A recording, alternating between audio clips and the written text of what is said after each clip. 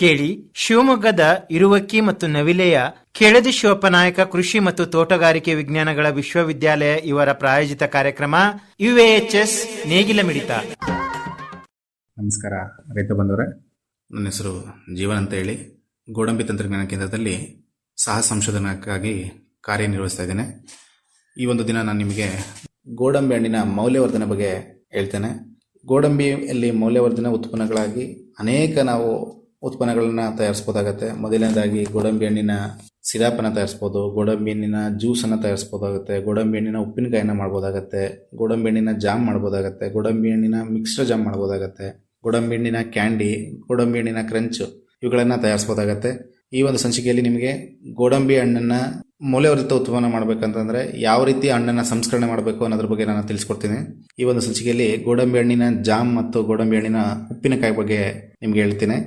ಗೋಡಂಬಿ ಹಣ್ಣಿನ ಜಾಮ್ ಮತ್ತು ಗೋಡಂಬಿ ಹಣ್ಣಿನ ಉಪ್ಪಿನಕಾಯಿನ ತಯಾರಿಸಬೇಕು ಅಂದರೆ ಮೊದಲನೇದಾಗಿ ಗೋಡಂಬಿ ಹಣ್ಣಿನ ಸಂಸ್ಕರಣೆ ಮಾಡಬೇಕು. ಗೋಡಂಬಿ ಹಣ್ಣಿನ ಸಂಸ್ಕರಣೆ ಯಾವ ರೀತಿ ಮಾಡಬೇಕಂತಂದರೆ, ಗೋಡಂಬಿ ಮರದಿಂದ ಬಿದ್ದಂಥ ಹಣ್ಣುಗಳನ್ನು ತಂದು ಗೋಡಂಬಿ ಹಣ್ಣನ್ನು ಪ್ರತಿ 1 ಲೀಟರ್ ನೀರಿಗೆ 5 ಗ್ರಾಂ ಉಪ್ಪಿನ ಹಾಕಿ ನಂತರವಾಗಿ ಗೋಡಂಬಿ ಹಣ್ಣನ್ನು ಆ ಉಪ್ಪಿನ ನೀರಲ್ಲಿ ಇಡಬೇಕಾಗತ್ತೆ. ಈ ಉಪ್ಪಿನ ನೀರಲ್ಲಿ ಇಟ್ಟಂಥ ಸಮಯದಲ್ಲಿ ಏನಾಗುತ್ತೆ ಅಂದರೆ ನಮಗೆ ಕಹಿ ಅಂಶ, ಏನು ಟ್ಯಾನಿನ್ ಕಂಟೆಂಟ್ ಅಂತ ಏನು ಹೇಳ್ತೀವೋ ಆ ಕಹಿ ಅಂಶ ನಿಮಗೆ ಹೊರಗಡೆ ಬರೋಕ್ಕೆ ಸ್ಟಾರ್ಟ್ ಆಗುತ್ತೆ. ಸೊ ಇದೇ ರೀತಿ ನಿಮಗೆ ಇದೇ ಉಪ್ಪಿನ ನೀರಿನಲ್ಲಿ ಪ್ರತಿ 1 ಲೀಟರ್ಗೆ 5 ಗ್ರಾಮ್ನಂತೆ 2 ರಿಂದ 3 ದಿನಗಳ ಕಾಲ ಮಾಡಬೇಕಾಗತ್ತೆ. ನಂತರ 3ನೇ ದಿನದಲ್ಲಿ ನೀವು ಅದನ್ನು ಹಣ್ಣನ್ನು ಚೆನ್ನಾಗಿ ತೊಳೆದು ನಂತರವಾಗಿ ಗೋಡಂಬಿ ಹಣ್ಣಿನ ಜಾಮ್ ಮತ್ತು ಗೋಡಂಬಿ ಹಣ್ಣಿನ ಉಪ್ಪಿನಕಾಯಿಗಳು ಕ್ಯಾಂಡಿಗಳಲ್ಲಿ ಯೂಸ್ ಮಾಡ್ಬೋದಾಗತ್ತೆ. ಈ ಗೋಡಂಬಿ ಹಣ್ಣಿನ ಜಾಮ್ನ ನಾನು ಯಾವ ರೀತಿ ಮಾಡ್ಬೋದು ಅಂತ ನಾನು ನಿಮಗೆ ತಿಳಿಸ್ಕೊಡ್ತೇನೆ. ಗೋಡಂಬಿ ಹಣ್ಣಿನ ಜಾಮ್ ಮಾಡಬೇಕಾದ್ರೆ ನಿಮ್ಗೇನಾಗುತ್ತೆ, ಆ ಕೈ ಅಂಶ ತೆಗೆದಿರೋಂಥ ಹಣ್ಣನ್ನು ತಂದು 2 ಗೋಡಂಬಿ ಹಣ್ಣಿನ 2 ಭಾಗಗಳನ್ನು ನಾವು ಕತ್ತರಿಸಿ ತೆಗಿಬೇಕಾಗತ್ತೆ.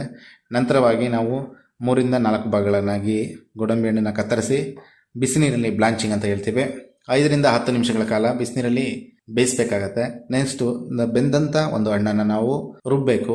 ರುಬ್ಬಿದಂಥ ಹಣ್ಣನ್ನು ಪ್ಯಾನಲ್ನಲ್ಲಿ ಹಾಕಿ ಚೆನ್ನಾಗಿ ತಿರುತ್ತಾ ಬರಬೇಕಾಗತ್ತೆ. ಗುರಾಡೋ ಸಮಯದಲ್ಲಿ ಸರಿಸುಮಾರು ಪ್ರತಿ 1 kg ಹಣ್ಣಿನ ತಿರುಳಿಗೆ 750 ರಿಂದ 500 ಗ್ರಾಮ್ನಷ್ಟು ಸಕ್ಕರೆಯನ್ನು ಆ್ಯಡ್ ಮಾಡ್ತಾ ಹೋಗಬೇಕಾಗತ್ತೆ. ರುಚಿಗೆ ತಕ್ಕಷ್ಟು.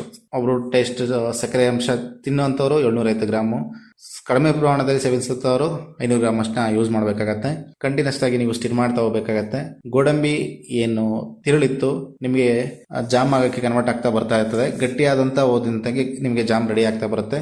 ಸರಿಸುಮಾರು 30 ರಿಂದ 35 ನಿಮಿಷಗಳಲ್ಲಿ ನಿಮಗೆ ಜಾಮ್ ರೆಡಿ ಆಗುತ್ತೆ. ಈ ಜಾಮ್ನ ಎಂಡ್ ಪಾಯಿಂಟ್ ಯಾವ ರೀತಿ ನೋಡ್ಬೇಕಂತಂದ್ರೆ, ತಟ್ಟೆಯಲ್ಲಿ ಡ್ರಾಪ್ ಟೆಸ್ಟ್ ಅಂತ ಏನು ಕೇಳ್ತೀವಿ, ನೀರನ್ನು ಹಾಕಿ ನಂತರ 1 ಡ್ರಾಪ್ ಜಾಮನ್ನು ಹಾಕಿ ಅಲುಗಾಡಿಸಿ ನೋಡಬೇಕಾಗತ್ತೆ. ನಿಮಗೆ ಕೆಳಭಾಗದಲ್ಲಿ ಕೂತಿದೆ ಅಂದರೆ ಜಾಮ್ ರೆಡಿಯಾಗಿದೆ ಅಂತ ಅರ್ಥ.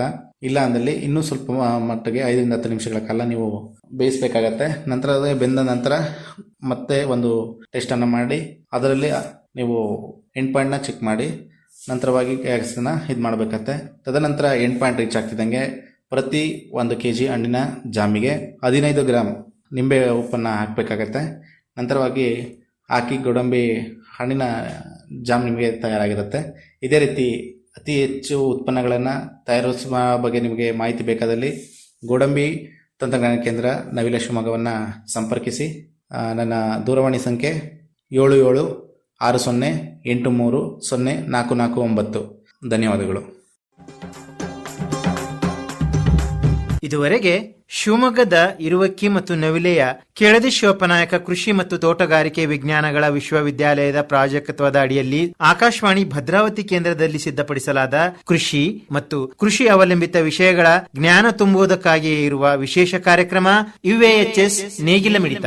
ಆಕಾಶವಾಣಿ ಭದ್ರಾವತಿ, ಚಿತ್ರದುರ್ಗ, ಮಡಿಕೇರಿ ಮತ್ತು ಮಂಗಳೂರು ಕೇಂದ್ರದಿಂದ ಏಕಕಾಲಕ್ಕೆ ಪ್ರಸಾರವಾಯಿತು. ಪ್ರಸ್ತುತಿ ಡಾಕ್ಟರ್ SM ಸುಧಾಕರ್. ನಿರ್ವಹಣೆ SR ಭಟ್.